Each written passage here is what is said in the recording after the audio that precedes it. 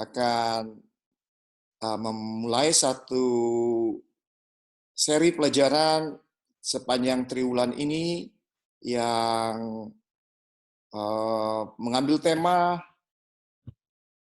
mengenai Alkitab ya. Sepanjang triwulan ini kita akan berbicara mengenai Alkitab. Nah, sahabat ini kita akan berbicara sesuai judulnya, keunikan Alkitab. Itu judul sekolah sahabat. Dan di dalam pelajaran sepanjang minggu ini ada 5 keunikan Alkitab yang disebutkan ya. 5 keunikan Alkitab yang disebutkan. Semoga kita bisa cover semua 5 ini. 5 keunikan kenapa Alkitab itu penting. Yang pertama, Alkitab itu disebutkan sebagai firman yang hidup. Oke, apa artinya bahwa Alkitab itu disebutkan sebagai firman yang hidup? Ya, saudara-saudara, mari kita buka di dalam firman Tuhan. Ya, kenapa ini disebutkan sebagai firman yang hidup?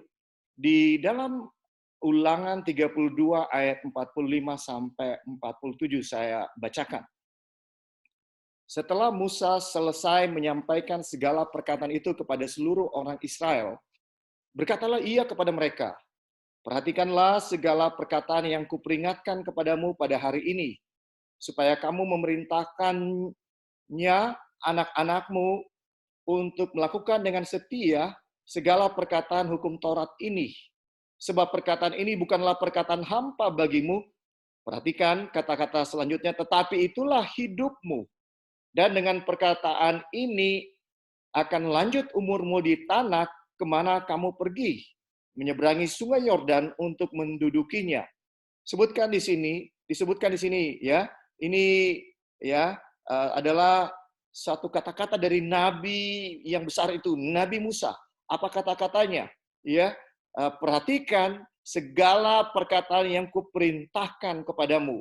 Apakah yang kuperingatkan kepada kamu pada hari ini? Apakah itu kata-kata Musa? Kata-kata Musa tidak punya kuasa, saudara. Tapi yang disampaikan oleh Musa ini adalah kata-kata dari firman Tuhan, ya, yang diberikan kepada orang Israel. Dan Musa bilang, perhatikan, ya, dan dia ingatkan umat-umat Tuhan pada hari ini, ya, disebutkan untuk disampaikan kepada anak-anakmu. Nah, saudara-saudara, kita perhatikan ya, kenapa Musa secara spesifik mengatakan bahwa ingat, perhatikan kata-kata yang kusampaikan kepadamu pada saat ini, dan itu juga harus kamu sampaikan kepada anak-anakmu untuk melakukan dengan setia segala perkataan hukum Taurat ini. Ya, dan Musa sebutkan alasannya kenapa ini harus dilakukan. Ya, disebutkan dengan jelas ya bahwa ini adalah perkataan yang bukan hampa, tetapi adalah perkataan yang hidup. Nah, saya mau gali apa sih artinya bahwa perkataan firman Tuhan itu hidup. Oke, kita buka di dalam Yohanes 1 ayat 1. Ayat yang sangat familiar bagi kita, disebutkan di sini, pada mulanya adalah firman. Firman itu bersama-sama dengan Allah, dan firman itu adalah Allah. Ya, apa maksudnya bahwa firman itu bersama-sama dengan Allah? Ya, kata firman dimulai dengan huruf F, capital letter, huruf besar yang artinya itu ditujukan kepada Tuhan, ya, kepada Ilahi. Dengan demikian disebutkan di sini firman itu bersama-sama dengan Allah dan firman itu adalah Allah. Jadi firman ini hidup. Kenapa dia hidup? Karena firman ini adalah Allah. Dan di Alkitab sering disebutkan bahwa Allah itu adalah Allah yang hidup. Ya, kalau kita ambil secara harfiah artinya hidup, saudara-saudara, ia tidak mati, bergerak, ya, bernafas, dia hidup, ya, disebutkan, ya. Dan ini firman jadi hidup oleh sebab firman ini bisa dibilang Yohanes 1 bilang adalah firman itu bersama-sama dengan Allah dan firman itu adalah Allah. Bahwa Yesus menyatakan bahwa firman itu sama dengan dirinya. Ya. Ayat 2 disebutkan ia pada mulanya bersama-sama dengan Allah, ya, segala sesuatu dijadikan oleh dia dan tanpa dia, ya, tanpa dia tidak ada segala sesuatu yang dijadikan, ya, saudara-saudara. Kita lihat di sini segala sesuatu dijadikan oleh Yesus, dan tanpa Yesus tidak ada sesuatu pun yang telah jadi dari segala yang telah dijadikan. Dalam dia ada hidup, dan hidup itu adalah terang manusia. Terang itu bercahaya di dalam kegelapan, dan kegelapan itu tidak menguasainya. Jadi kenapa firman itu hidup? Karena Yesus, ya, telah menjelma jadi manusia, dan di dalam Yesus ada kehidupan.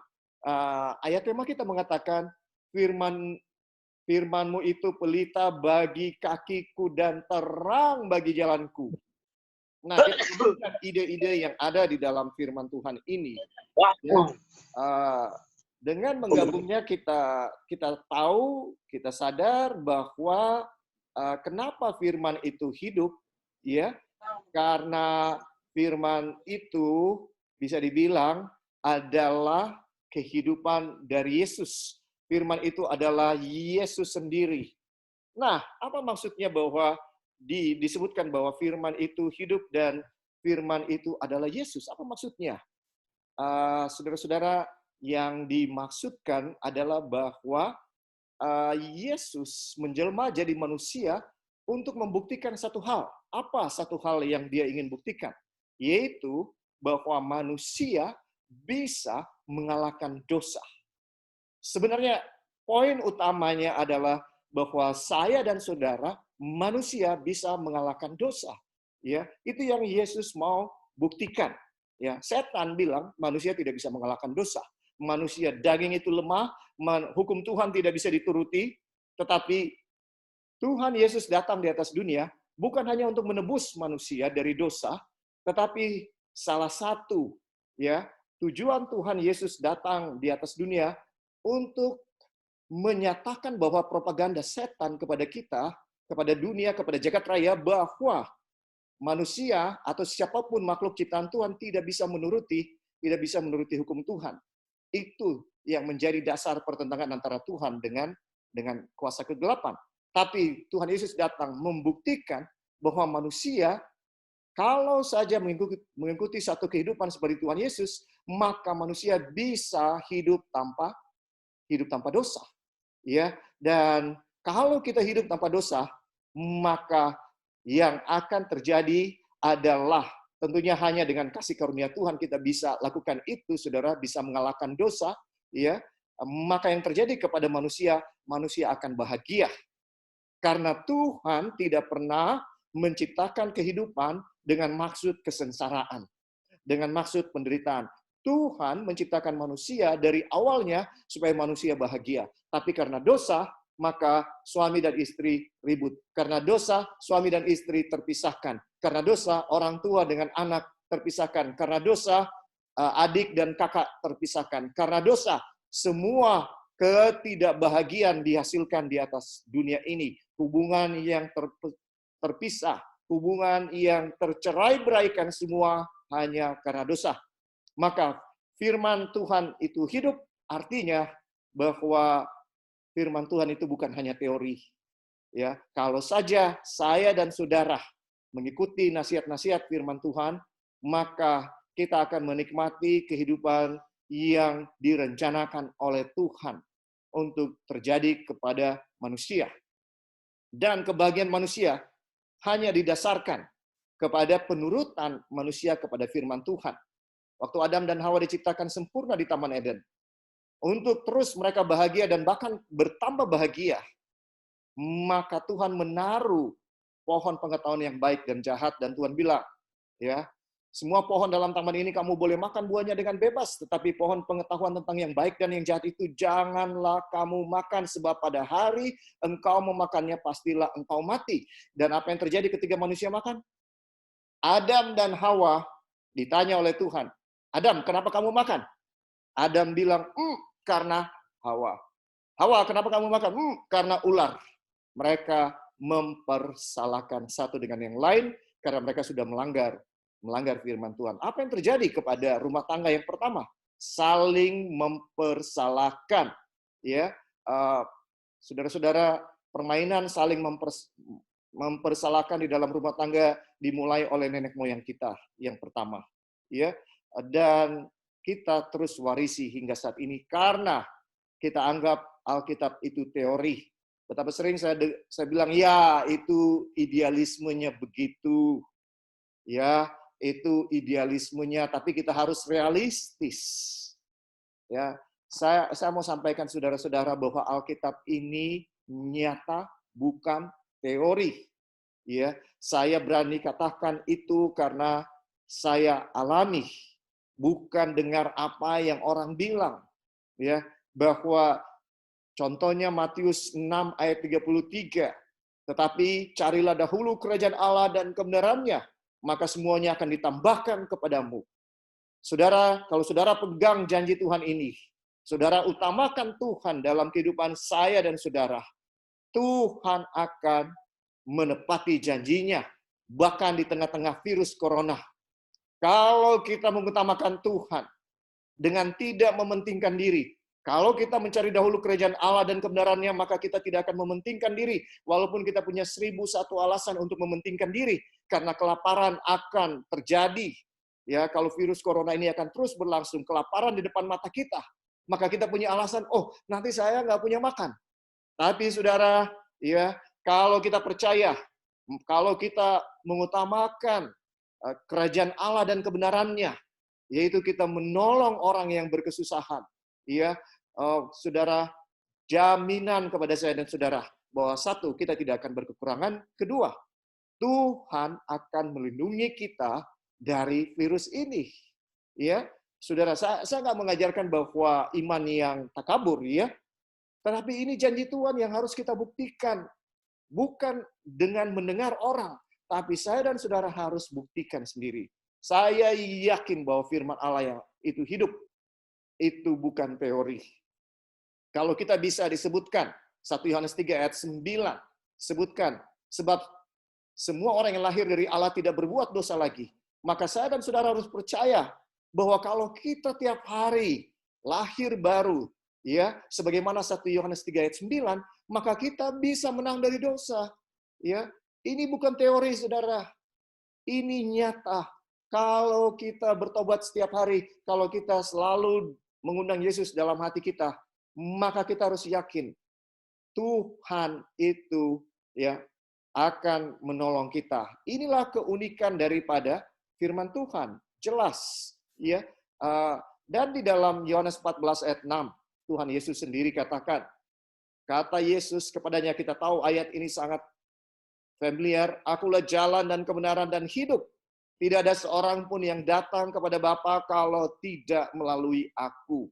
Ya, saudaraku, tidak akan ada yang bisa membuat kita ini merasa hidup. Ya, selain kalau kita tinggal di dalam firman Tuhan. Kalau kita tinggal di dalam hadirat Tuhan. Untuk tinggal di hadirat Tuhan itu artinya merenungkan Taurat Tuhan itu siang dan malam. Maka yang terjadi kepada kita kalau kita merenungkan Taurat Tuhan itu siang dan malam, ya, Mazmur 1 ayat 2, tetapi yang kesukaannya ialah Taurat Tuhan, dan yang merenungkan Taurat Tuhan itu siang dan malam. Ia seperti pohon yang ditanam di tepi aliran air yang menghasilkan buahnya pada musimnya, dan yang tidak layu daunnya, apa saja yang diperbuatnya berhasil. Saudara dengarkan jaminan dari firman Tuhan ini, bahwa kalau kita merenungkan Taurat Tuhan siang dan malam, maka firman Tuhan itu hidup. Digambarkan seperti pohon. Pohon itu hidup, yang menghasilkan buahnya pada musimnya. Artinya, saudaraku, ya, walaupun dalam musim kekeringan, pohon yang ditanam di tepi aliran air tidak akan kekeringan. Sekarang, kita bisa bilang bahwa kita sedang dalam musim kekeringan. Ya, saudara, kenapa? Karena bahaya ada di mana-mana. Ya, ini musim kekeringan. Ini ujian apakah saya dan saudara itu pohon yang ditanam di tepi aliran air, ya. Apakah kita bergantung kepada firman Tuhan, ya. Hanya firman Tuhan yang akan mampu menolong kita melalui segala kesusahan. Itu artinya firman Tuhan itu hidup, ya. Firman Tuhan itu bukan teori. Firman Tuhan itu yang akan membawa kebahagiaan dalam kehidupan. Ya, ini keunikan pertama daripada Alkitab. Dan saya mau ingatkan saudara, ini bukan khotbah. Jadi kalau saudara ada tambahan untuk keunikan Alkitab yang pertama ini, silakan saudara, jangan sungkan-sungkan. Ya, sebelum saya lanjutkan kepada bagian berikutnya. Saudara Ramon mungkin ada tambahan?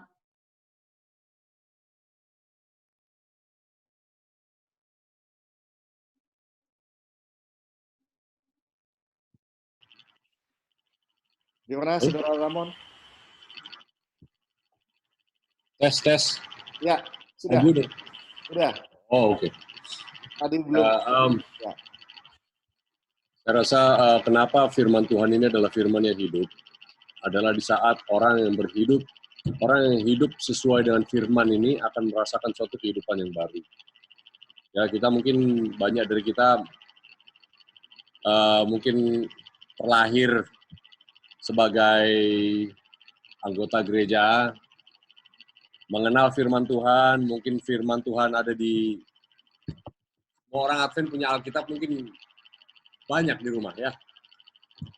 Tetapi tanpa menghidupkan firman ini, kita tidak bisa merasakan satu kehidupan yang benar-benar baru. Ya, jadi saya sendiri mengalami hal ini di saat ya dari kecil sampai besar punya Alkitab, ayat-ayat hafalan kita bisa hafalkan, punya Alkitab di dalam kamar, di ruang tamu, di bawah bantal ada semua. Tapi tanpa benar-benar menuntut sama Tuhan, sungguh-sungguh untuk menghidupkan firman ini, kita tidak akan merasakan suatu kebahagiaan yang benar-benar. Nah, makanya kita sebagai anggota gereja ini juga lama-lama kita punya kerohanian, tambah lama tambah merosot, akhirnya kita salahkan Tuhan juga. Padahal Tuhan sudah memberikan semua jalan kehidupan ini. Tuhan bilang firman Tuhan ini firman yang hidup. Nah, sekarang apa artinya percaya kepada firman? Nah, saya cuma punya satu hal yang saya bisa katakan, percaya kepada Tuhan. Semua kita mengatakan kita ini beriman kepada Yesus, ya. Tetapi ada satu hal yang kita harus ketahui, iman kepada Yesus ini artinya adalah apa? Tidak mempunyai iman kepada sesuatu apapun yang lain. Iman kepada Yesus ini artinya kita tidak mempunyai iman kepada diri kita sendiri. Iman kepada Yesus ini membuat akhirnya kita yang tidak mempunyai iman pada diri sendiri, tidak percaya diri, tidak percaya pada pendidikan kita, tidak percaya pada kekayaan kita, tidak percaya pada hikmat manusia, tidak percaya pada apa kata orang, tidak percaya apapun yang di luar firman Tuhan. Nah, di saat kita 100% percaya kepada firman, kita akan hidup sesuai dengan apa yang Tuhan inginkan untuk kita hidupkan. Disitulah baru merasakan hidup sesungguhnya itu apa. Nah, bagaimana seorang seperti Kristus ini adalah firman yang hidup. Nah, firman yang hidup ini artinya kamu hidup walaupun kamu mati. Ini bukan sekedar slogan aja ya. Saya rasa ini satu tantangan bagi kita semua orang-orang yang mengaku percaya kepada firman. Hendaklah kita mengatakan saya beriman kepada Yesus yang adalah firman Tuhan juga, sehingga saya tidak percaya kepada apapun yang lain. Nah, kalau kita masih percaya segala sesuatu yang lain, termasuk hikmat kita, termasuk kekayaan kita, termasuk proposal bisnis kita, termasuk pendidikan kita, termasuk gelar kita, sesungguhnya kita belum percaya kepada firman. Nah, segala sesuatu yang keluar dari kata-kata kita tidak mempunyai kehidupan, tidak membawa satu roh. Karena masih ada satu unsur, ya, percaya pada diri, percaya pada apapun. Inilah yang saya rasa perlu kita renungkan. Kenapa Alkitab itu unik? Bahwa tidak ada suatu pun yang bisa memberikan kehidupan kecuali dari Kristus sendiri. Itulah. Terima kasih Ramon. Ya, oke, untuk tambahannya komentar yang menguatkan kita bahwa firman Allah itu bukan cuma sekedar buku biasa, sekedar teori, tapi apapun yang disampaikan dalam firman Tuhan itu hidup karena itu bisa dilakukan dalam kehidupan. Ya, oke. Yang berikut saya tidak terlalu tekankan begitu banyak. Firman Tuhan ini unik oleh sebab ditulis oleh sekitar 40 orang dalam jangka waktu 1.500-1.600 tahun dengan latar belakang dan profesi yang berbeda-beda, ya. Ada negarawan, ada petani, ada nelayan, ada gubernur, ada imam, ya. Ditulis oleh 40-an orang yang punya latar belakang berbeda, ditulis dalam kurun waktu 1.500-1.600 tahun, ya. Tetapi uniknya Alkitab ini satu kesatuan, ya. Alkitab ini satu kesatuan, tidak terpisahkan, ya. Saudara-saudara, itu membuktikan satu hal bahwa yang menjadi pengarang sesungguhnya adalah Tuhan. Tuhan yang menjadi pengarang sesungguhnya daripada firman ini, ya, bahwa Alkitab tidak bertentangan. Ya, beberapa orang bilang sepertinya ada pertentangan di beberapa bagian Alkitab, tetapi sebenarnya kalau kita dalami lebih dalam, kita menyadari bahwa Alkitab tidak bertentangan. Ya, contohnya banyak orang yang menyatakan bahwa perjanjian lama itu beda sama perjanjian baru. Ini tidak benar, ya, saudara-saudara. Kalau kita dalami sungguh-sungguh, kita akan dapati bahwa inti daripada Alkitab Perjanjian Lama dan Perjanjian Baru sebenarnya sama. Apa intinya? Intinya adalah Yesus. Itu intinya. Alkitab Perjanjian Lama, Perjanjian Baru berbicara mengenai Yesus. Apa tentang Yesus yang dibicarakan? Bahwa dialah juru selamat kita. Karena dia mengasihi kita, dia akan datang. Pada tahun 31 Masehi dia akan mati di kayu salib. Dan dia akan naik ke surga. Dan kemudian dia akan melayani di bait suci surga. Di bilik yang suci, kemudian di bilik yang maha suci. Ini pelajaran triwulan yang lalu. Ya, intinya adalah Yesus. Nggak ada yang lain. Inti dari perjanjian baru juga adalah Yesus. Bagaimana Yesus berusaha untuk menyelamatkan manusia, menyelamatkan saya dan saudara. Nggak ada yang lain. Ya, saudara-saudara, semua intinya Yesus. Kalau kita butuh bukti bahwa Alkitab itu intinya Yesus, mari kita buka di dalam Lukas 24. Walaupun ini nggak ada di pelajaran sekolah Sabat, tapi saya pikir ini penting bagi kita untuk lihat bahwa seluruh isi Alkitab itu adalah satu kesatuan. Di dalam Lukas 24 ayat 27 firman Tuhan berkata, lalu ia, Yesus, menjelaskan kepada mereka apa yang tertulis tentang dia dalam seluruh kitab suci. Nah, kalau kita lihat yang dimaksud oleh di sini kitab suci adalah perjanjian lama. Ya, saudara-saudara, karena perjanjian baru pada zaman Yesus belum ada, belum ditulis. Ya, Alkitab Tuhan Yesus itu adalah perjanjian lama. Tidak ada sedikit pun perjanjian baru. Ya, di sini dalam perjalanan yang oleh dua murid tidak mengenali Yesus, ya, dia menjelaskan kepada mereka apa yang tertulis tentang dia dalam seluruh kitab suci. Seluruh kitab suci adalah perjanjian lama. Mulai dari kitab-kitab Musa dan segala kitab nabi-nabi. Itulah ya inti daripada seluruh isi Alkitab. Ya, kalau kita mau lebih kuat lagi, mari kita baca ayat 44, Lukas 24 ayat 44. Ia berkata kepada mereka, inilah perkataanku yang telah kukatakan kepadamu ketika aku masih bersama-sama dengan kamu, yakni bahwa harus digenapi semua yang ada tertulis tentang aku dalam kitab Taurat Musa dan kitab nabi-nabi dan kitab Mazmur.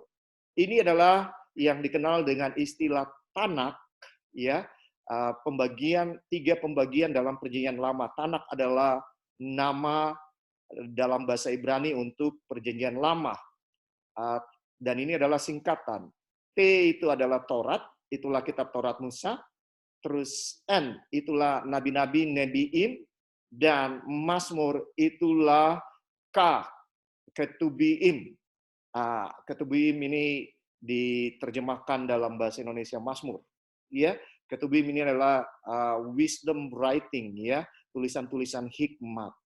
Jadi itulah tiga pembagian dalam kitab Perjanjian Lama orang Ibrani, ya, saudara-saudara. Ini yang bisa dibilang uniknya Alkitab, ya, yang kita tahu uniknya Alkitab yang berikut, bahwa ditulis oleh begitu banyak orang yang berbeda-beda, ya, dan ada juga pemungut cukai di situ, ya. Namun ya, mereka semuanya tidak bertentangan satu dengan yang lain, ya. Dan maksud ditulis, ya, Alkitab ini disebutkan di beberapa ayat. Contohnya Roma 15 ayat 4 saya bacakan, sebab segala sesuatu yang ditulis dahulu telah ditulis untuk menjadi pelajaran bagi kita. Jadi Alkitab ditulis untuk menjadi apa? Menjadi pelajaran bagi kita. Apa maksudnya? Pelajaran apa bagi kita? Supaya kita teguh berpegang pada pengharapan oleh ketekunan dan penghiburan dari kitab suci. Ya, banyak orang yang kehilangan pengharapan, ada yang gagal menikah karena virus corona, ya, dan ada orang yang mungkin bisnisnya gagal karena virus corona, tidak bisa dilanjutkan, kehilangan uang yang begitu banyak. Ada juga orang yang kehilangan pekerjaan, ya, kehilangan pengharapan. Tetapi firman ini ditulis untuk menjadi kekuatan bagi kita supaya kita jangan kehilangan pengharapan, tapi malah dianjurkan supaya kita teguh berpegang. Ya, firman Tuhan ini yang memberikan kekuatan kepada kita, memberikan pengharapan dan penghiburan. Ya, inilah maksud kenapa Alkitab ditulis. Saya mau baca dari Selected Messages jilid 1 halaman 26. Pena Inspirasi menyatakan, Allah senang menyampaikan kebenarannya kepada dunia melalui agen-agen manusia. Dan dia sendiri oleh Roh Kudus-Nya memilih orang-orang yang memenuhi syarat dan memampukan mereka untuk melakukan pekerjaannya. Dia membimbing pikiran dalam memilih apa yang harus diucapkan dan apa yang harus ditulis. Harta karun itu dipercayakan kepada bejana tanah liat, namun sesungguhnya berasal dari surga. Ya, jadi kita lihat di sini, ya, walaupun berbeda-beda, Tuhan yang menginspirasikan kepada agen-agen manusia ini mana yang perlu dicatat, mana yang nggak perlu dicatat, dan tidak semua nabi-nabi yang ada tulisannya dicatat. Contohnya Nuh, seorang nabi yang kita tidak temukan ada tulisan dari Nuh, ya, dan banyak nabi-nabi yang lain. Jadi Roh Kudus yang menginspirasikan kepada nabi-nabi untuk menulis, dan bagian apa yang menulis, yang mereka harus tulis. Kata-katanya adalah kata-kata dari nabi itu sendiri, kecuali memang Tuhan suruh ini harus didiktekan. Ya, Tuhan berkata kepada Yeremia, jangan kau kurangi, ya, apapun yang kukatakan. Oke, untuk bagian kedua, keunikan Alkitab ini, apakah ada pertanyaan atau ada tambahan? Kalau ada, dipersilakan. Jangan sungkan-sungkan. Kami tetap mengucapkan selamat datang kepada tamu-tamu kami yang bergabung. Ya, kita sudah mentok 100 peserta, ya, yang bergabung bersama kita, ya, saat ini. Maaf yang bergabung sesudah ini nggak akan bisa masuk lagi. Ya, kita berdoa supaya minggu sembahyang kita mulai besok malam akan bisa di-upgrade, ya. Oke, saudara-saudara, ada tambahan atau pertanyaan? Ini bukan khotbah, jadi saudara boleh interupsi. Ya, silakan. Saya mau tanya, bisa ya? Ini saya rasa bagus untuk didiskusikan. Banyak orang mengatakan bahwa terjemahan Alkitab ini sudah banyak melenceng, kan? Banyak orang-orang non-Kristen mengatakan versinya beda-beda. Kalau gitu yang mana benar? Nah, akhirnya banyak orang menjadi skeptis alias tidak percaya di saat mengatakan bahwa Alkitab ini sudah terkontaminasi dan sebagainya banyak. Nah, bagaimana tanggapan kita? Kira-kira apa yang kita harus lakukan begitu? Dan saya sendiri pernah juga kita coba baca-baca banyak. Ternyata memang Alkitab kita sendiri bahasa Indonesia pun banyak yang banyak terjemahan yang kurang tepat, ada yang ditambahkan, ada yang dikurangi. Nah, tetapi ada satu hal yang saya ingin jadikan dorongan pada saudara-saudara, bahwa kalau memang ada upaya-upaya untuk memalsukan, ya, memang ada upaya-upaya tersebut, tetapi justru kita harus lihat di balik upaya untuk memalsukan, untuk menghancurkan, untuk mengurangi atau menambahkan, berarti ada sesuatu yang baik sesungguhnya dari Alkitab ini, sehingga orang ada pihak yang merasa kalau kebenaran diungkapkan sepenuhnya, berarti dia merasa terancam, ya. Tentu kita tahu itu pihaknya iblis, makanya dibuat segala upaya dengan agen-agen manusia untuk menghancurkan kebenaran ini. Nah, justru di saat kita mengerti bahwa adanya ancaman ini, justru kita harus lebih menggali lagi, cari apa yang harus diminta hikmat sama Tuhan, benar-benar menggali. Jangan kita cuma dicekokin aja, ya. Wah, ini dari pimpinan, oh ini dari pendeta, oh ini dari bapak saya, ini dari ibu saya, ini dari kakak saya. Bukan begitu. Ini karena ini kita tidak dituntut untuk semua mengerti bahasa Ibrani. Saya juga nggak ngerti bahasa Ibrani, tidak mengerti bahasa Greka dan sebagainya. Tetapi Tuhan sudah memberikan kita luar biasa, teknologi ini sudah menjadi available, ya sudah tersedia bagi kita, ini tinggal pakai. Tetapi ya kalau kita tidak mempunyai minat untuk menggali secara sendiri, ya tidak akan dapat juga. Walaupun kita pintar bahasa Ibrani, Greka sekalipun, bisa baca Alkitab aslinya seperti apa, tetapi tetap tidak akan mendapatkan kepuasan itu. Jadi Tuhan tidak mengharuskan kita menjadi orang yang pintar, orang yang intelektual tinggi untuk mengerti Alkitab dan sebagainya, bukan seperti itu. Tetapi bisa di tengah-tengah upaya iblis dan segala agennya ini untuk menghancurkan apa yang disebut firman Tuhan ini, kita harus minta hikmat untuk menggali lebih lagi. Dan saya sendiri pribadi melihat, waduh, luar biasa Alkitab kita ini, luar biasa. Ya, saya dulu ya bukan orang percaya Alkitab, walaupun lahir di dalam gereja Advent. Ini tidak lebih dari sekedar jimat aja. Dan walaupun kita dengar, wah ini adalah luar biasa, buku yang luar biasa. Bahkan jutaan manusia harus mati untuk karena mereka membaca firman Tuhan ini. Ini kecuali kita sendiri mengambil makna dari Alkitab itu sendiri, ini nggak akan mengerti. Boleh secara teori orang bilang, wah ini buku firman Tuhan, tetapi kendala kita ini minta sama Tuhan hikmat supaya kita menerima kuasa tersebut. Ada satu hal yang ditulis dalam buku Zakaria. Berapa ya?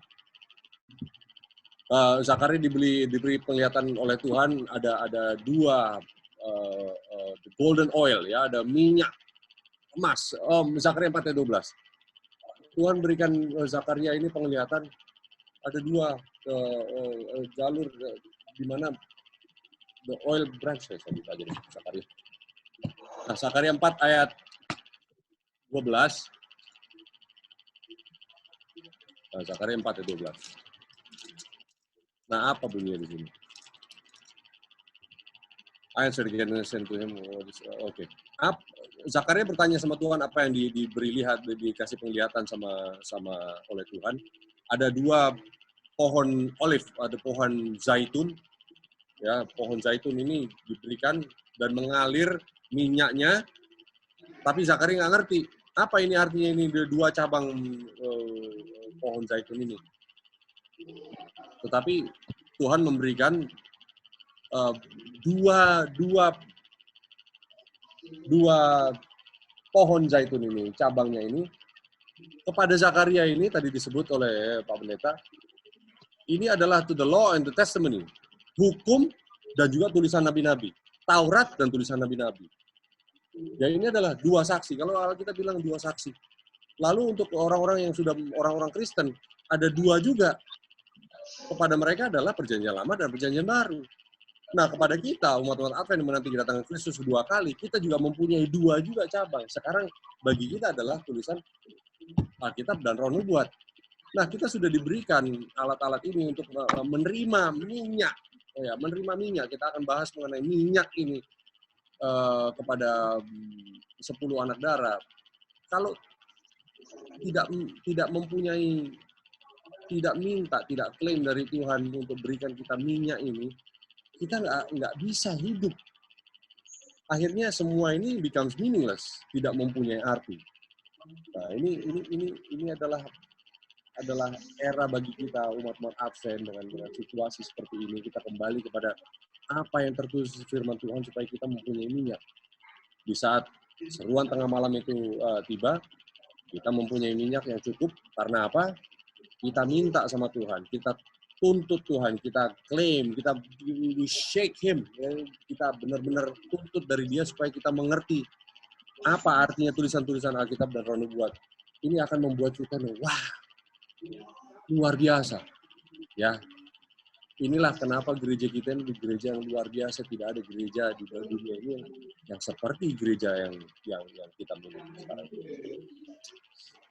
Nah, itulah tambahan dari saya, saudara. Oke, terima kasih Ramon.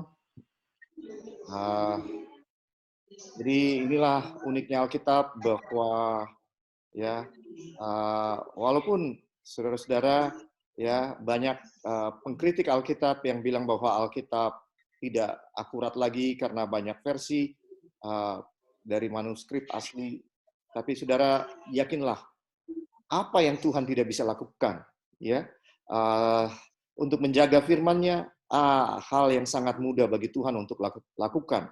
Ada kesalahan-kesalahan dalam Alkitab, ya nanti di sesi yang lain kita bahas soal itu.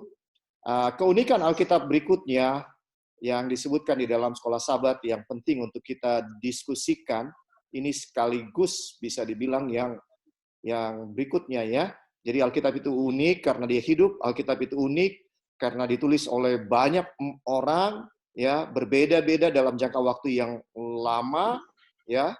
Saudara-saudara, itu membuat Alkitab unik, tapi intinya adalah satu, tujuannya diberikan supaya kita jadi pelajaran buat kita agar kita bisa selamat, saudara. Itu tujuan utamanya. Oke, yang berikutnya Alkitab itu unik oleh karena Alkitab itu berisi nubuatan. Ya. Nah, sekarang saya mau kita berpikir kenapa di dalam Alkitab Tuhan memberikan nubuatan. Ya. Pelajaran minggu lalu Alkitab jelas bilang tujuan kenapa Tuhan memberikan nubuatan. Ya, di dalam buku Yohanes jelas pelajaran minggu lalu disebutkan supaya kalau ini terjadi kamu akan percaya. Jadi nubuatan diberikan memang cuma dengan satu maksud, supaya kita percaya, ya, supaya kita percaya kepada Tuhan. Tapi Tuhan tidak memberikan proof, ya, saudara-saudara. Tuhan memberikan evidence, ya. Kalau saudara ikuti, saya sering ulang-ulangi ini, ya, beda proof dan evidence. Tuhan tidak memberikan kepada saya dan saudara satu bukti yang tidak bisa dibantah. Kalau kita mau terjemahkan ke bahasa Indonesia, itulah proof. Jadi yang dimaksud adalah saudara akan lihat Tuhan turun dari langit, di tengah-tengah langit, terus Tuhan bilang, wahai manusia, kuduskanlah, ingatlah dan kuduskanlah hari Sabat. Tuhan tidak akan lakukan itu. Akulah Tuhan, pencipta langit dan bumi. Tuhan tidak akan lakukan itu, saudara. Ya, Tuhan. Kenapa Tuhan nggak akan lakukan itu supaya orang percaya? Ya, Karena Tuhan mau supaya ada ruangan bagi kita untuk tetap memilih percaya kepada Tuhan walaupun kita tidak bisa mengerti 100%. Walaupun kita tidak lihat buktinya 100%, sehingga kita tidak butuh lagi iman. Kenapa? Karena Tuhan suka dengan yang namanya iman. Ya, itu yang nyata. Tuhan bilang, sebab ya kalau kamu melihat dan kamu percaya, apa hebatnya? Tapi orang yang tidak melihat dan percaya, itu yang Tuhan suka, ya. Jadi saudara-saudara, itu alasannya. Nah, ini alasan kenapa nubuatan diberikan di dalam Alkitab, ya. Ada begitu banyak nubuatan yang digenapi sehubungan dengan hidup Yesus, ya. Contohnya yang disebutkan di sekolah Sabat, ya, saya ingin kutip, yaitu di dalam Kejadian 49 ayat 8 sampai 12. Apa itu nubuatannya? Nubuatannya menyatakan bahwa, ya, di sini disebutkan tongkat kerajaan. Saya tidak baca dari awal, ya, Kejadian 8 ayat 12, tapi saya hanya baca yang saya anggap sangat penting. Tongkat kerajaan tidak akan beranjak dari Yehuda. Itu sebabnya, ya, raja-raja Israel, ya, di Yehuda tidak pernah berhenti, dan itu sebabnya Yesus, raja yang sesungguhnya dari Yehuda yang dinubuatkan adalah suku Yehuda, ya.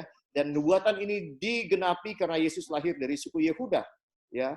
Di sini disebutkan kerajaan, tongkat kerajaan tidak akan beranjak dari Yehuda ataupun lambang pemerintahan dari antara kakinya sampai dia datang yang berhak atasnya. Itulah yang menubuatkan tentang Yesus. Maka kepadanya akan takluk bangsa-bangsa. Ya, disebutkan di sini bahwa Yesus akan lahir dari suku Yehuda. Kemudian di dalam Mazmur 22, ya, ayat 12 sampai ayat 18 di bahasa Indonesia disebutkan ayat 18 di sekolah Sabat, tapi sebenarnya sampai ayat 19 disebutkan kehidupan dari Mesias. Yesus itu di dalam ayat 19 saya baca, mereka membagi-bagi pakaianku di antara mereka dan mereka membuang undi atas jubahku. Ya, tentara Roma genapi ini dengan membuang undi untuk mendapatkan jubah daripada Yesus di kayu salib.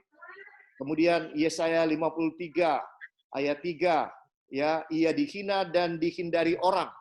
Seorang yang penuh kesengsaraan dan yang biasa menderita kesakitan. Ia sangat dihina sehingga orang menutup mukanya terhadap dia, dan bagi kita pun dia tidak masuk hitungan. Tetapi sesungguhnya penyakit kitalah yang ditanggungnya dan kesengsaraan kita yang dipikulnya. Padahal kita mengira dia kena tulah, dipukul dan ditindas Allah. Tetapi dia tertikam oleh karena pemberontakan kita. Dia diremukkan oleh karena kejahatan kita. Ganjaran yang mendatangkan keselamatan bagi kita ditimpahkan kepadanya, dan oleh bilur-bilurnya kita menjadi sembuh. Kita sekalian sesat seperti domba, masing-masing kita mengambil jalannya sendiri, tetapi Tuhan telah menimpakan kepadanya kejahatan kita sekalian. Dia dianiaya, tetapi dia membiarkan diri ditindas dan tidak membuka mulutnya seperti anak domba yang dibawa ke pembantaian, seperti induk domba yang keluh di depan orang-orang yang menggunting bulunya. Ia tidak membuka mulutnya. Tahukah saudara bahwa ini nubuatan tentang kematian Yesus, kematian Mesias di kayu salib? Sampai hari ini, orang Yahudi sangat tidak suka ayat yang baru saja saya baca. Mereka tidak bisa menerima bahwa Mesias itu harus mati.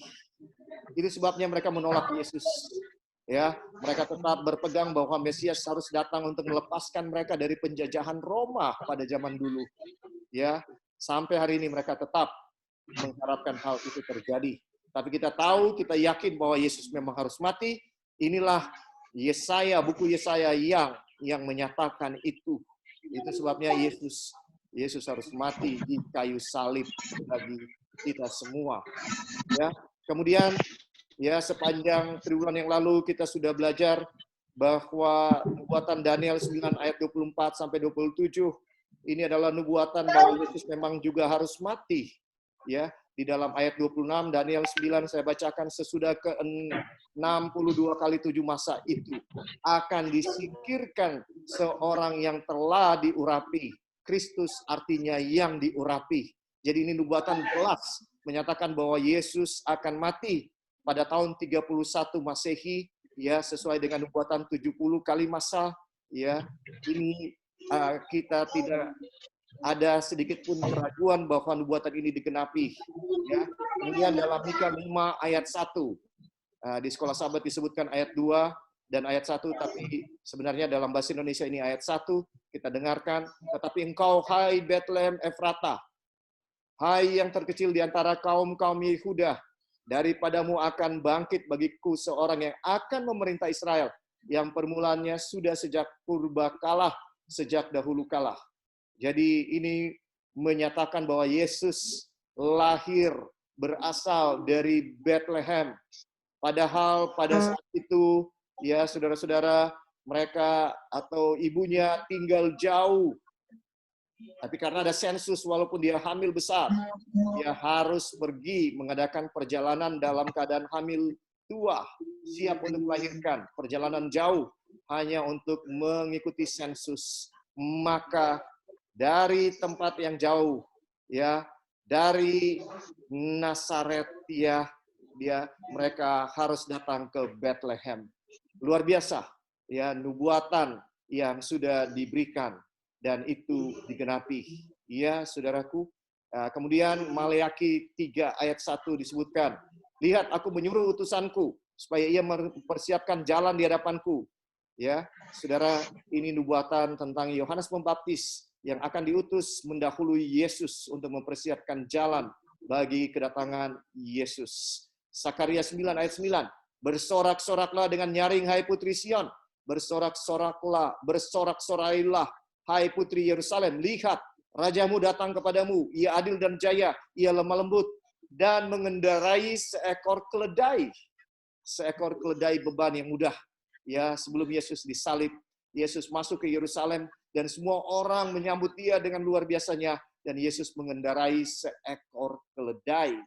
Ya, saudaraku, ini nubuatan-nubuatan yang digenapi, ya, untuk menyatakan bahwa ya firman Tuhan itu unik.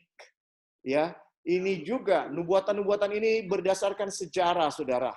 Ya, Alkitab, nubuatan itu tidak bisa dipisahkan dengan sejarah. Kenapa? Saya mau cepat sampaikan. Ya, oleh karena itu menyatakan kepada kita bahwa nubuatan itu pasti terjadi. Kenapa? Karena sudah terjadi. Ya, Pengkhotbah 1 ayat 9 mengatakan, apa yang pernah ada akan ada lagi, apa yang pernah dibuat akan dibuat lagi, tak ada sesuatu yang baru di bawah matahari. Ya, nubuatan ditulis berdasarkan sejarah, ya, artinya, ya, berdasarkan sejarah yang sudah terjadi, kita belajar untuk melihat apa yang akan terjadi di masa yang akan datang. Dan kita lihat bahwa sejarah akan berulang di masa yang akan datang. Dengan demikian kita yakini bahwa Alkitab ini sangat unik, ya, karena Alkitab memprediksikan apa yang akan terjadi di masa yang akan datang berdasarkan apa yang sudah terjadi di masa yang lalu. Dan itu memberikan satu kepastian kepada kita bahwa nubuatan itu pasti terjadi. Saya mau berikan sesuatu insight dari bahasa Ibrani, ya, saudara-saudara. Di dalam bahasa Ibrani, ya, ada dua bentuk kalimat, ya, ada dua bentuk kalimat, hanya dua bentuk kalimat, ya, yang disebut dengan perfect dan imperfect.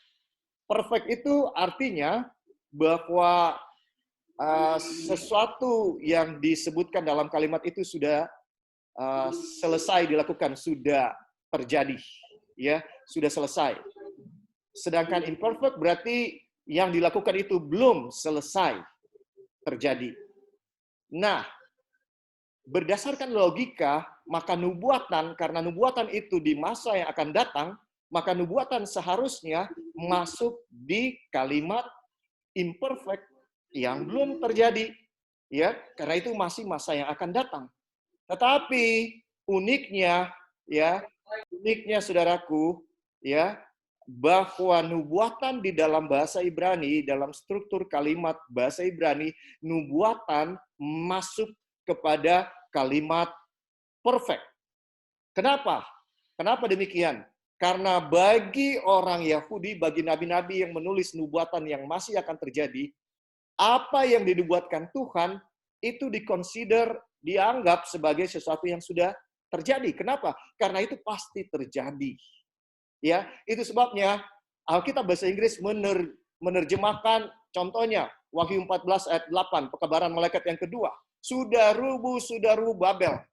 Ya, Saudara, itu bentuk lampau dianggap sudah terjadi. Padahal kalau kita mengerti Babel akan rubuh, itu berarti masa yang akan datang.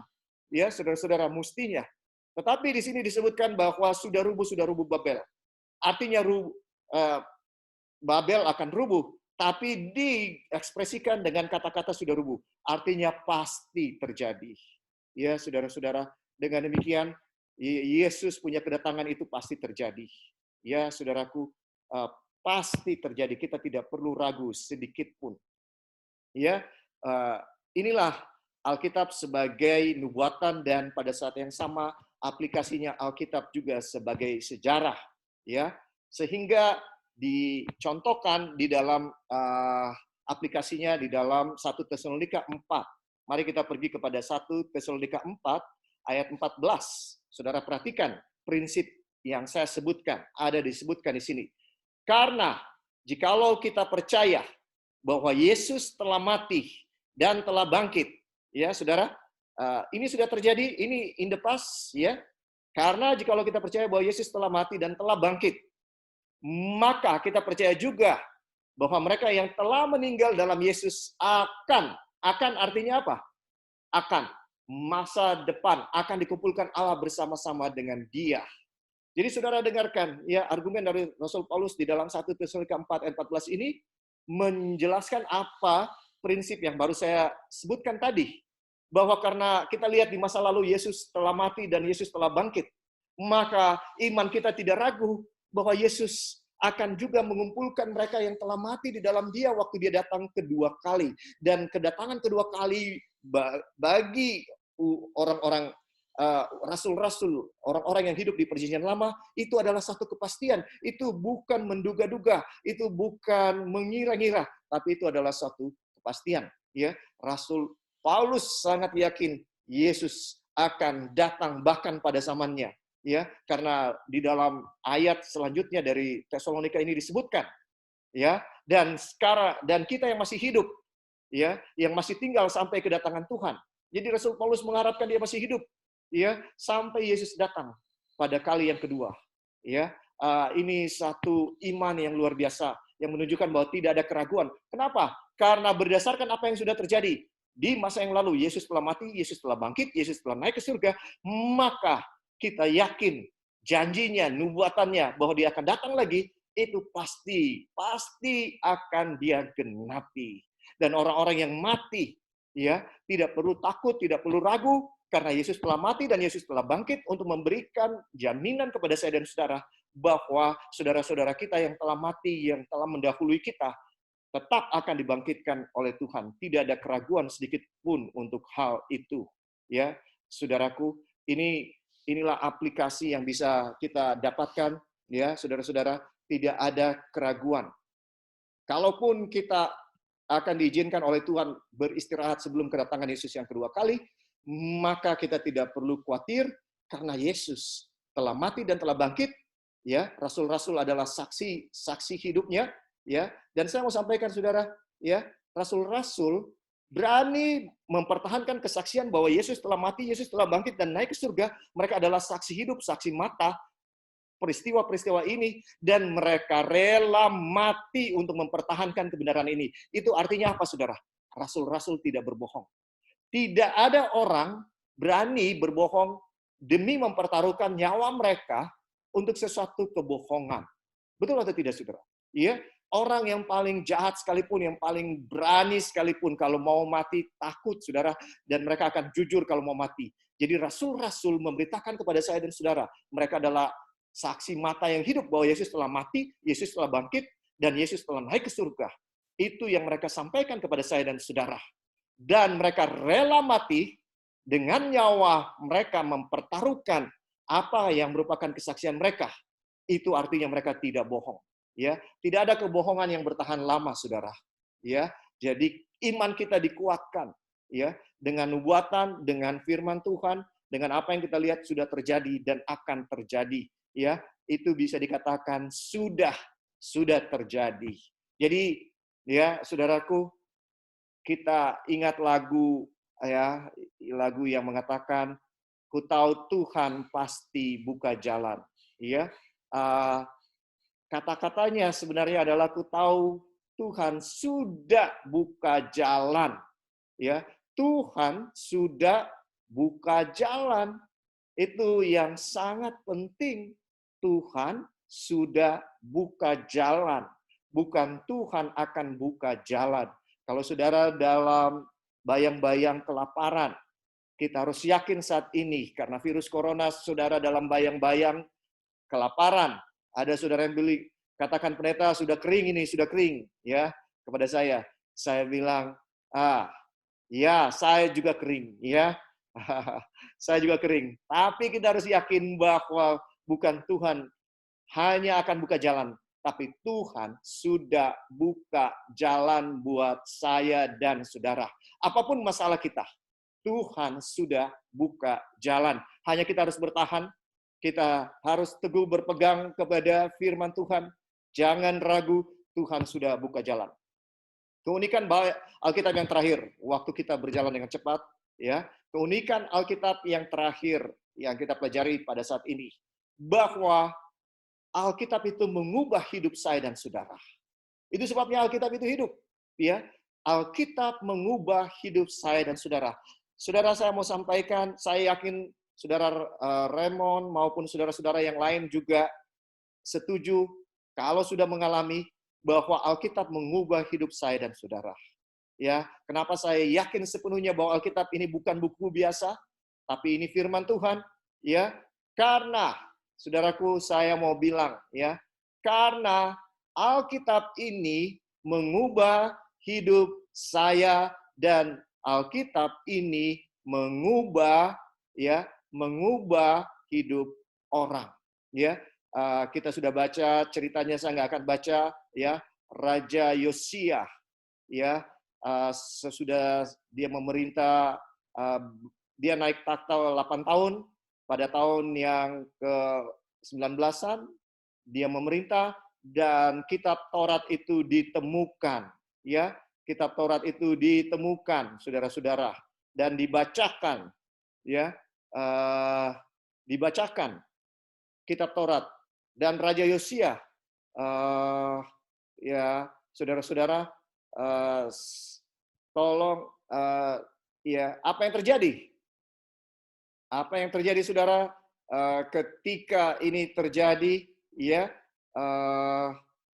saudara-saudara, itu mengubah kehidupan daripada Yosia waktu dia mendengarkan, ya, mendengarkan firman Tuhan.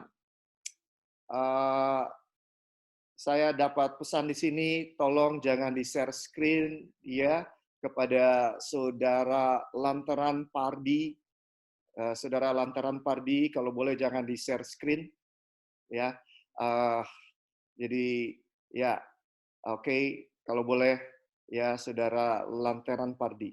Ya, terima kasih, ya. Saudara-saudara, kita teruskan, ya. Pembacaan firman Tuhan yang dilakukan mengubah hidup daripada Raja Yosia. Dan karena dia punya kedudukan sebagai raja, saudara tahu apa yang terjadi, ya? Yang terjadi adalah dia juga melakukan reformasi kepada seluruh Israel, ya, seluruh Israel, dan seluruh orang Israel, saudaraku, berubah dan mengalami,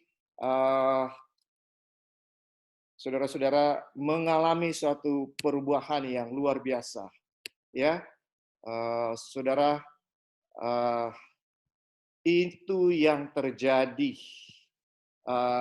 ketika Alkitab mengubah, ya, ketika Alkitab mengubah hidup daripada saya dan saudara. Pertanyaannya, apakah Alkitab mengubah hidup saya dan saudara?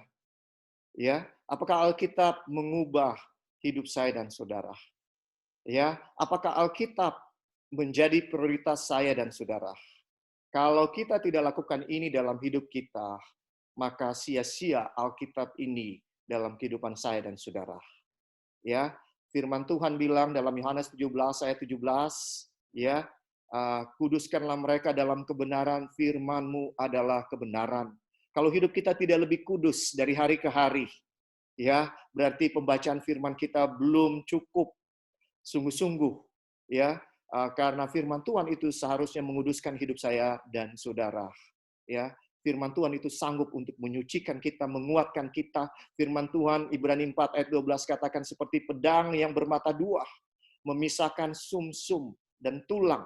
Artinya, ya, dia mematahkan kedagingan-kedagingan kita sehingga kita bisa membedakan yang benar daripada yang salah.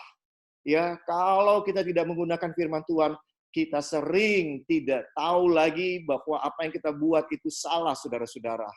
Jadi, saudaraku, ya, mari kita sungguh-sungguh membaca firman Tuhan. Dan Yesus bilang, setiap orang yang mendengar perkataanku ini dan melakukannya, ya, percuma kita baca firman Tuhan tapi kita tidak lakukan. Apa kita mampu melakukan? Tidak mampu, saudara. Kita butuh kasih karunia Tuhan untuk memampukan kita melakukan apa yang kita baca.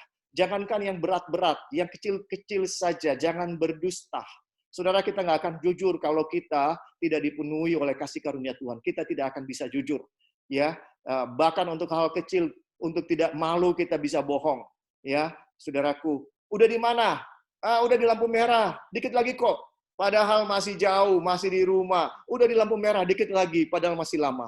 Itu kebohongan yang kita anggap kecil, tapi sebenarnya itu tetap kebohongan, saudara. Ya, jadi ya, saudara, ini yang paling penting. Alkitab itu unik. Tuhan sudah rencanakan Alkitab untuk mengubah hidup saya dan saudara. Ya, inilah pelajaran sekolah Sabat. Ya, maaf saya harus potong karena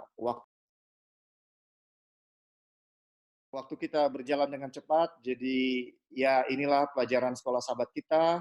Ya, maaf juga kalau kita nggak kasih lagi ya bahwa untuk tambahan atau pertanyaan, tapi saya yakin pelajaran-pelajaran yang kita ambil ini boleh akan memberikan kekuatan kerohanian kepada kita.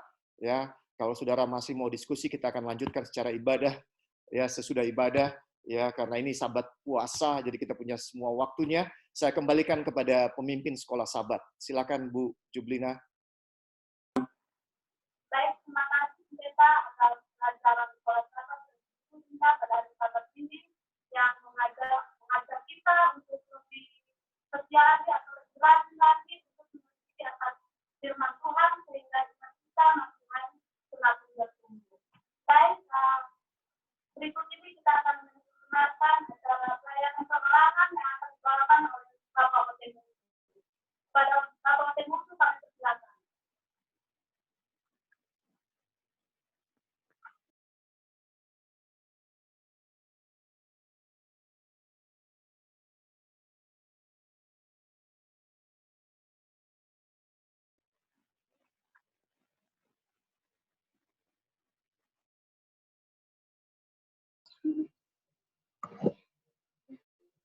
Shalom, selamat sahabat semua. Selamat sahabat. Oke, puji Tuhan atas firman Tuhan disampaikan oleh pendeta di Sabat hari ini. Jadi kita sebagai umat Tuhan, tidak ada yang bisa memisahkan kita dari antara Allah yang kita sembah. Di mana kita berada, kita harus menjadi saksi untuk juru selamat kita. Saya mau berbagi kesaksian bahwa dalam kehidupan ini kita butuh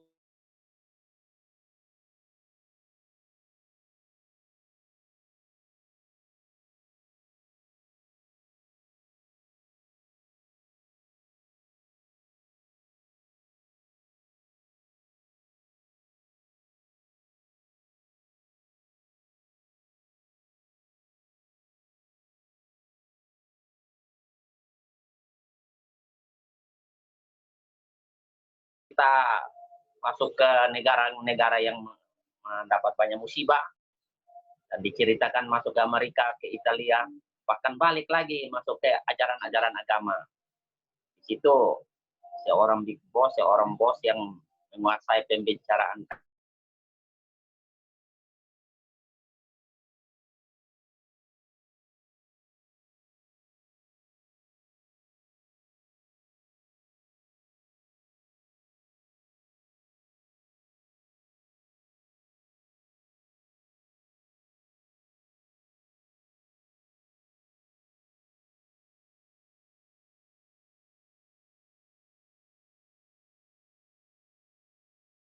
Nah, supirnya, singkat cerita, supirnya ini orang Medan juga.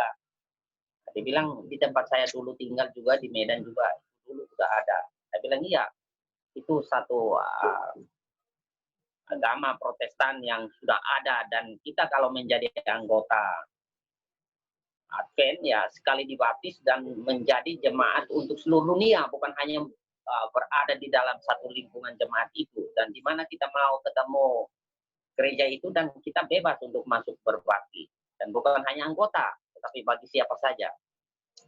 Singkat cerita, dialihkan pembicaraan kami ini, bos saya ini. Ya, semua ajaran agama, semua agama di dunia ini berpusat di keluar dari Israel, sehingga semua agama tidak mau setuju untuk Israel itu Yerusalem menjadi satu ibu kota untuk Israel.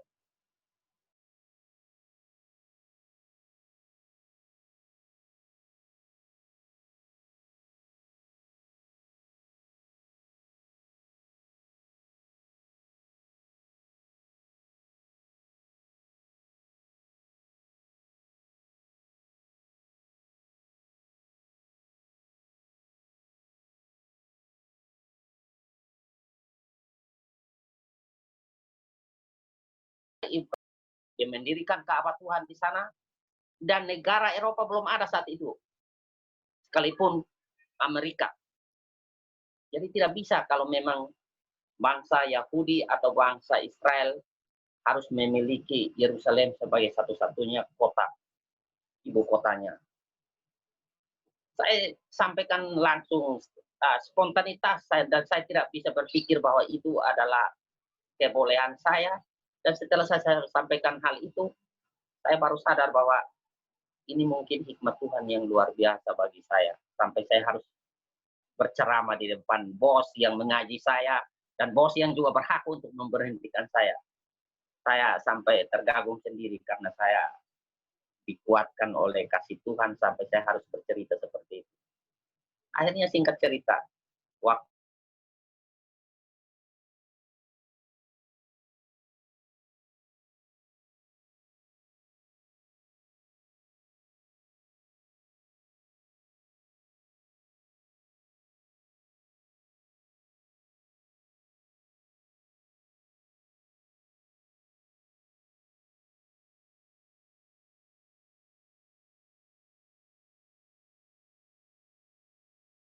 kesaksian saya di PP ini, Roma pasal 10 ayat 1 sampai ayat 4 sampai ayat yang ke-9. Saya akan bacakan. Roma pasal 10 ayat 4 sampai ayat ke-9. Kebenaran karena iman. Sebab Kristus adalah kegenapan hukum Taurat, sehingga kebenaran diperoleh tiap-tiap orang yang percaya. Sebab Musa menulis tentang kebenaran karena hukum Taurat. Orang yang melakukannya akan hidup karenanya. Tetapi kebenaran karena iman berkata demikian. Jangan katakan di dalam hatimu, siapakah akan naik ke sorga, yaitu untuk membawa Yesus turun. Atau siapakah yang turun ke jurang maut, yaitu untuk membawa Kristus naik dari antara orang mati. Tetapi apakah kata firman ini? Firman itu dekat kepadamu, yakni di dalam mulutmu dan di dalam hatimu. Itulah firman iman yang kami beritakan. Ayat yang terakhir, ayat 9. Sebab jika kamu mengaku dengan mulutmu bahwa Yesus adalah Tuhan dan percaya dalam hatimu bahwa Allah telah membangkitkan dia dari antara orang mati, maka kamu akan diselamatkan.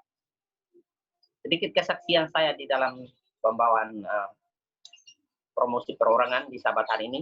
Semoga jemaat Tuhan dan semua saudara-saudara yang bergabung di dalam acara ini menjadi sumber kekuatan bagi keluarga, bagi sesama, sampai Maranatha Yesus datang kembali. Amin.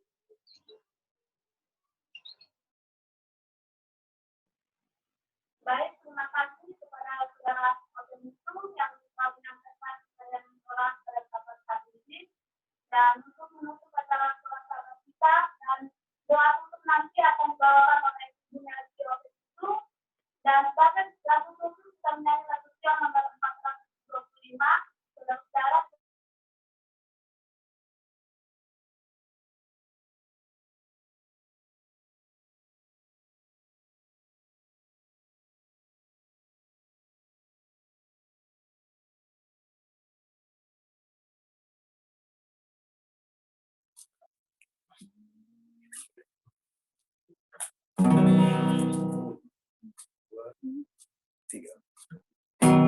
Tetapi apa yang dahulu merupakan keuntungan bagiku, sekarang ku anggap rugi karena Kristus. Semuanya telah ku tinggalkan hanya untuk mengikuti Yesusku. Terima kasih Yesus, terima kasih Yesus untuk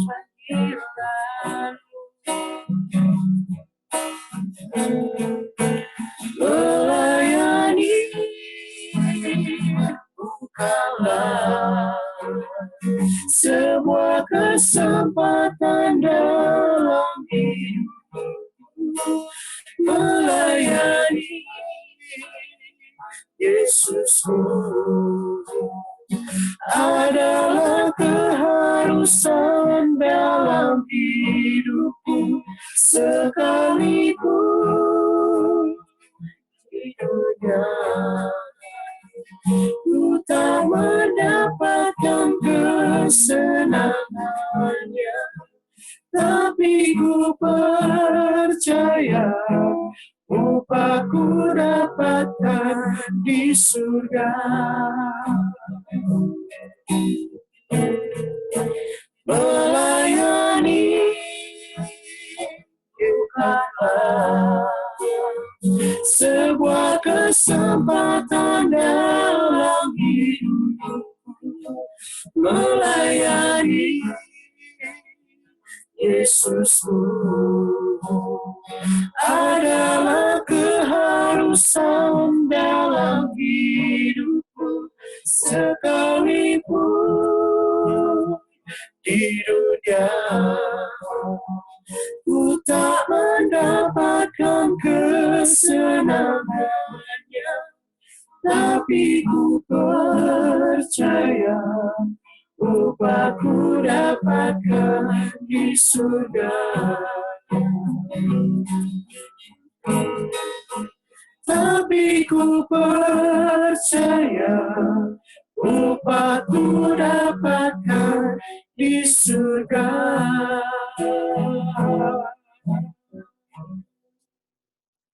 Amin. Baik, terima kasih saudaraku.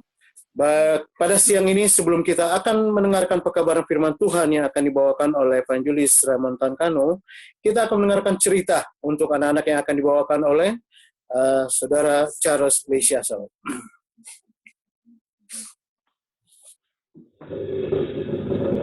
Baik, selamat sahabat semuanya.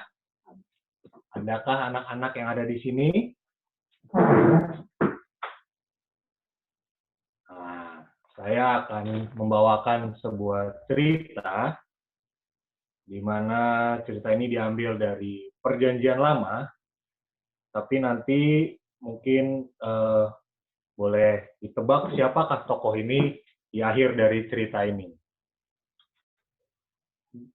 Cerita ini diambil, kejadiannya adalah dari Perjanjian Lama, dan ini masih berada sekitar ketika bangsa Israel keluar dari tanah Mesir.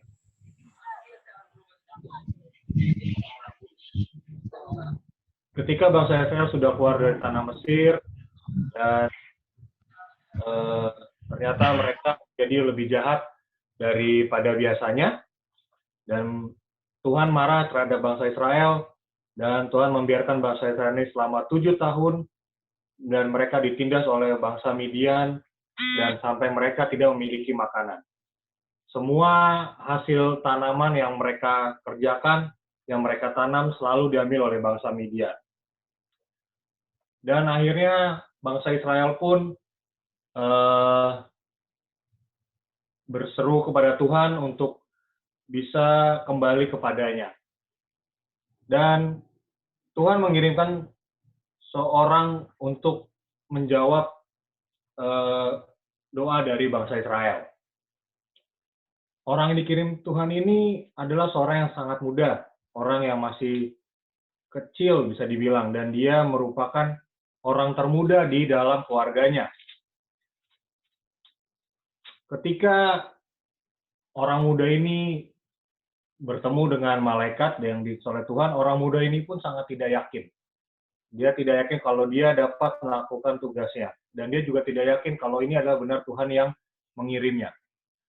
Hingga pada suatu hari, malaikatnya datang kepadanya dan dia berkata kepada orang muda ini,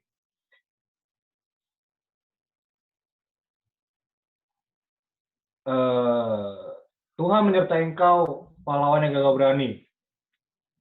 Dan orang muda ini berkata, jika Tuhan menyertai kami, mengapa semuanya ini menimpa kami? Di manakah segala perbuatan-perbuatannya yang ajaib yang diceritakan oleh nenek moyang kami kepada kami ketika mereka berkata, bukankah Tuhan telah menuntun kita keluar dari Mesir?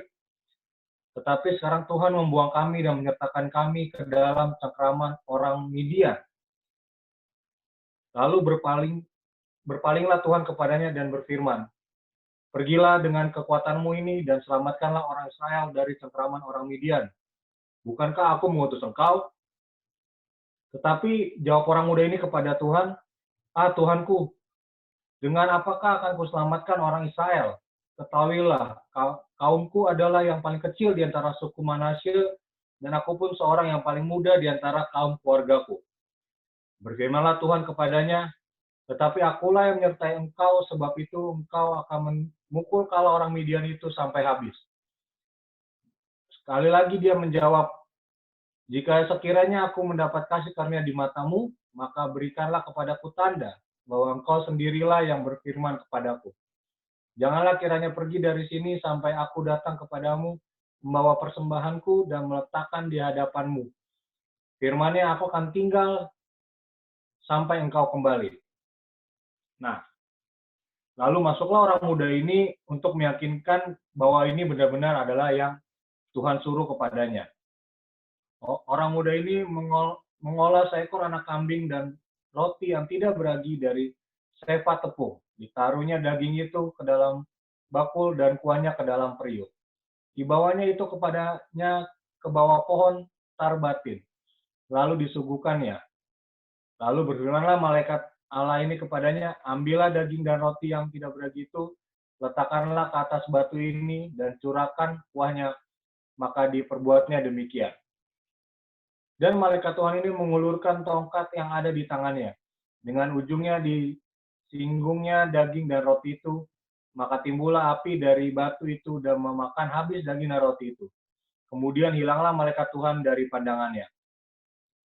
Akhirnya orang muda ini tahu bahwa itu adalah malaikat Tuhan dan itu benar-benar dari Tuhan. Dan ia berkata, celakalah aku, Tuhanku Allah, sebab memang telah kulihat malaikat Tuhan dengan berhadapan muka. Tetapi berfirmanlah Tuhan kepadanya, selamatlah engkau, jangan takut, engkau tidak akan mati. Dan akhirnya orang muda ini pun mendirikan mezbah di tempat dia bertemu dengan malaikat Tuhan tadi, dan itu masih ada sampai sekarang di Ophrah, kota orang Abiezr. Nah, orang muda ini pun akhirnya yakin bahwa ia telah dipilih oleh Tuhan. Dan ketika dia melihat bangsa Israel ini kenapa semakin hari semakin jahat, dia pun pergi bersama dengan 10 hambanya, 10 temannya, 10 orang bersama dengan dia untuk menghancurkan tempat mezbah Baal atau tempat sembahan dari dewa-dewa orang Israel yang telah didirikan. Dan hal ini dilakukannya pada waktu malam hari. Dia menghancurkan tempat penyembahan Baal-Baal. Dan ketika pagi hari, bangunlah orang-orang yang ada di kota itu, dan tampaklah telah dirobohkannya mezbah Baal itu, dan telah ditebang tiang-tiang berhala yang di dekatnya, dan telah dikorbankan lembu jantan yang kedua di atas mezbah yang didirikannya itu. Nah, di sini ceritanya adalah bahwa meskipun kita anak kecil sekalipun, meskipun kita orang muda sekalipun, Tuhan tetap bisa menggunakan kita untuk menegakkan firman-Nya, untuk kembali mengingatkan kita kepada Tuhan.